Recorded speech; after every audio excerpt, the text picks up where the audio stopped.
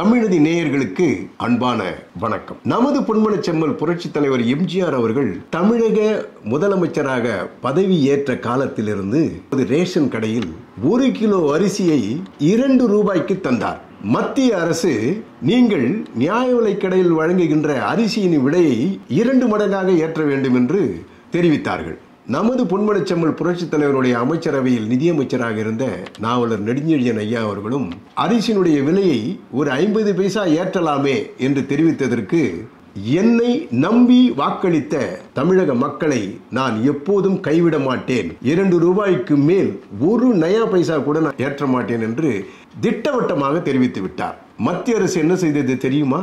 மத்திய குழுவிலிருந்து நாங்கள் அரிசியை விடுவிக்க மாட்டோம் என்று தெரிவித்து விட்டது.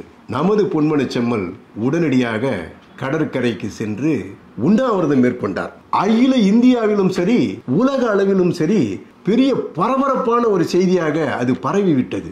ஒரு முதல்வர் தன்னுடைய மக்களுக்காக உண்ணாவிரதம் மேற்கொள்கின்றார். இதை கவனித்த மத்திய அரசு பொன்மனச் செம்மலினுடைய நல்ல எண்ணத்தை புரிந்து கொண்டு உடனடியாக தங்களுடைய உண்ணாவிரதத்தை நிறுத்திக் கொள்ளும்படியும் நாங்கள் மத்திய தொகுப்பிலிருந்து அரிசியை உடனடியாக ரிலீஸ் செய்கிறோம் என்றும் தெரிவித்ததன் அடிப்படையில் உண்ணாவிரதத்தை நமது பொன்மனச் செம்மல் முடித்துக் கொண்டார். கடைசி வரையில் அரிசியினுடைய விலையை 2 ரூபாய்க்கு மேல் ஏற்றாத ஒரு புனித ஆட்சியை நமக்கு அளித்தார் என்பதுதான் வரலாறு. அடுத்த பதிவில் சந்திக்கலாம். நன்றி, வணக்கம்.